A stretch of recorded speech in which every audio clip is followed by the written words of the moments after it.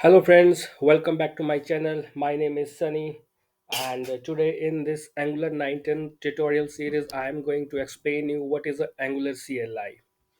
So, I have a request to you. If you have not subscribed, liked my channel, then please do it so that this information can be spread among as much and much developers. So, let's understand what is Angular CLI.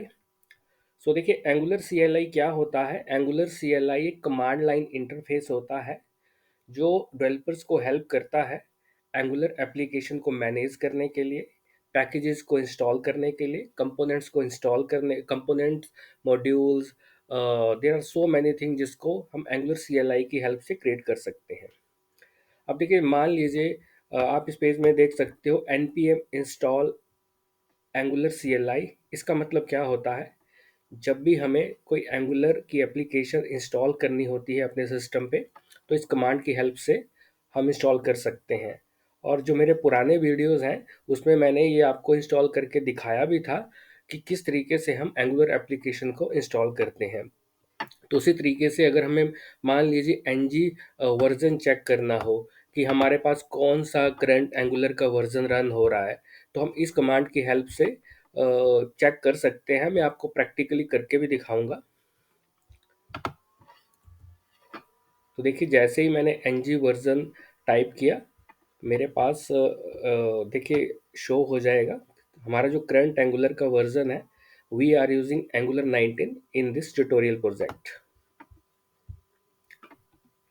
मान लीजिए हमें कोई project create करना है, तो N G new और उसके बाद प्रोजेक्ट का नाम डाल देना है। मान लीजिए हम ब्लॉग नाम की एप्लीकेशन बनाना चाहते हैं, एन जी न्यू ब्लॉग। और जब भी हम इसे इंस्टॉल करते हैं तो ये हमसे कुछ क्वेश्चंस पूछता है at the time of installation. तो वो हम चेक कर सकते हैं कि मान लीजिए स्टाइल में हम S C S S use करना चाहते हैं या सी एस एस यूज़ करना चाहते हैं, राउटिंग ऐड करना चाहते हैं, मोड स्ट्रिक रखना चाहते हैं, नहीं रखना चाहते हैं। तो during the time of installation ये सारी चीज़ें हम चेक करने के बाद एप्लीकेशन इंस्टॉल कर सकते हैं। और उसी तरीके से मान लीजिए हमें कोई एप्लीकेशन रन करनी होती है, तो ये कमांड रहती है एन जी सर्व। एन जी सर्व की हेल्प से हमारा जो हमारी जो एप्लीकेशन है वो ब्राउज़र के ऊपर एक स्पेसिफिक पोर्ट के ऊपर रन हो जाती है। देखिए हम पुराने वीडियो में ऑलरेडी सीख चुके हैं कि कंपोनेंट कैसे क्रिएट करते हैं। एन जी जनरेट कंपोनेंट, उसके बाद कंपोनेंट का नाम दे दीजिए। एन जी जनरेट सर्विस, उसके बाद सर्विस का नाम दे दीजिए। तो उसी तरीके से मॉड्यूल क्रिएट कर सकते हैं, डायरेक्टिव क्रिएट कर सकते हैं, पाइप क्रिएट कर सकते हैं। और उसके लिए एंगुलर के अंदर शॉर्ट फॉर्म भी होती है जी। देखिए एन जी जी सी कंपोनेंट नेम, जी का मतलब है जनरेट और सी का मतलब है कंपोनेंट। उसी तरीके से S for service, M for module, D for directive, P for pipe. तो हम देखिए क्रिएट करने की मैं ऑलरेडी आपको ये सब क्रिएट करके दिखा चुका हूँ। लेकिन चलिए हम एक मॉड्यूल क्रिएट करके देखते हैं, ठीक है।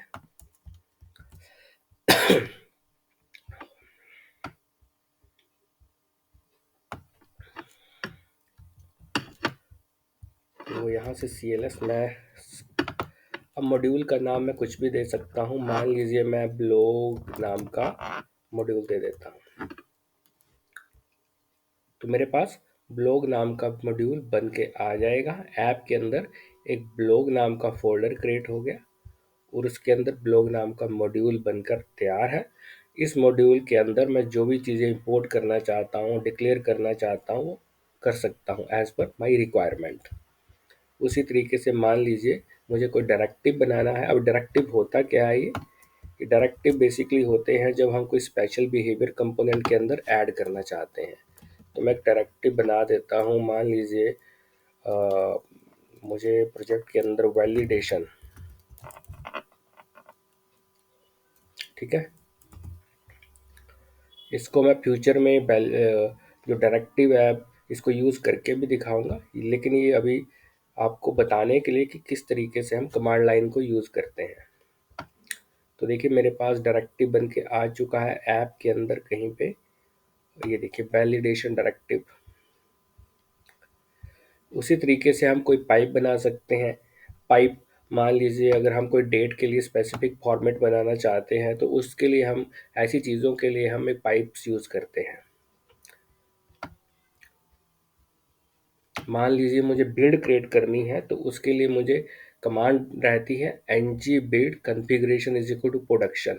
तो मान लीजिए मैं एक प्रोडक्शन के लिए एक बिल्ड क्रिएट करना चाहता हूँ, तो इस कमांड से मेरी बिल्ड बन के तैयार हो जाएगी और डिश नाम का फोल्डर क्रिएट हो जाएगा, उसके अंदर सारी फाइल्स आपको मिल जाएंगी।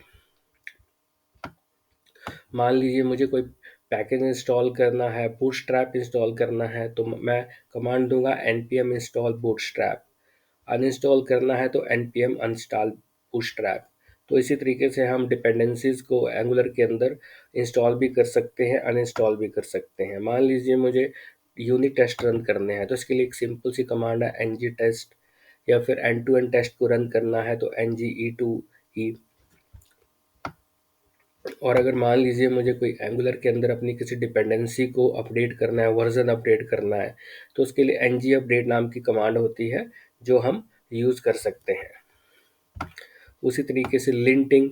अब लिंटिंग क्या होती है? ये खाली जो लिंटिंग का यूज़ है ये कोड एनालिसिस के लिए किया जाता है, और जो एरर्स अगर कोई एंगुलर के अंदर आ रहे हैं तो उनको फाइंड करने के लिए और फिक्स करने के लिए ng-lint नाम की कमांड यूज़ होती है। npm run prettier, ये prettier क्या होता है? बेसिकली मान लीजिए मेरा कोड फॉर्मेटेड नहीं है तो एक कोड फॉर्मेशन के लिए बेसिकली यूज़ होता है। अब मेरे देखिए विजुअल स्टूडियो में ऑलरेडी मैंने प्रेटियर इंस्टॉल कर रखा है, तो मैं कर देता हूँ right click format document with Prettier. तो ये देखिए डॉक्यूमेंट मेरा फॉर्मेटेड हो गया।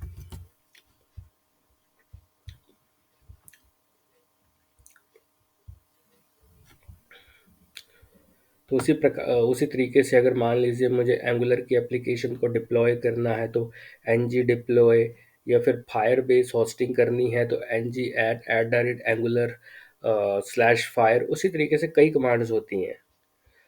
देखिए अगर मान लीजिए मुझे एंगुलर मटेरियल को अपने एप्लीकेशन में इंस्टॉल करना है तो देखिए कमांड देनी पड़ेगी ng@@angular material। मैं आपको करके भी दिखाता हूँ ये कमांड।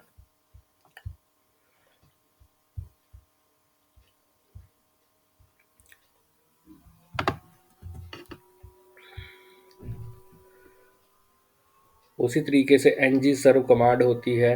और मान लीजिए हम एप्लीकेशन को किसी स्पेसिफिक पोर्ट पे चलाना चाहते हैं, 4200 की जगह हम 4500 की पर चलाना चाहते हैं, तो मुझे यही स्पेसिफाई करना होगा पोर्ट इज इक्वल टू 4500। उसी तरीके से गार्ड जनरेट करने के लिए ngg guard auth whatever I want to do I can do with this command line interface. उसी तरीके से इंटरफेसेस मैं क्रिएट कर सकता हूँ, इनम क्रिएट कर सकता हूँ।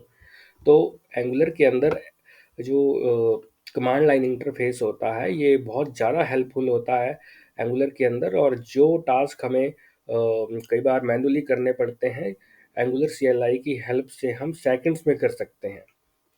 तो देखिए एक बेसिक जानकारी थी एंगुलर CLI के ऊपर। तो उम्मीद करता हूँ कि आपको ये वीडियो पसंद आएगा। तो और अगर आप मेरे पुराने वीडियोस देखना चाहते हैं तो डिस्क्रिप्शन में मैंने एक प्लेलिस्ट का लिंक भी दिया हुआ है, उसकी हेल्प से आप देख सकते हो। तो देखिए मैंने एंगुलर मटेरियल को इंस्टॉल किया, ठीक है। तो एंगुलर मटेरियल मेरा बन के तैयार हो चुका है, इसका पैकेज। और देखिए पैकेज डॉट जेसन में आप देख पाओगे लाइन नंबर 18। तो एंगुलर मटेरियल मेरा इंस्टॉल हो चुका है और इसको मैं अपने प्रोजेक्ट पे अब यूज़ कर सकता हूँ। तो देखिए ये थी जानकारी। तो उम्मीद है वीडियो पसंद आएगा, फिर से मैं एक नया वीडियो लेके आपके सामने आऊँगा। तब तक के लिए थैंक यू वेरी मच।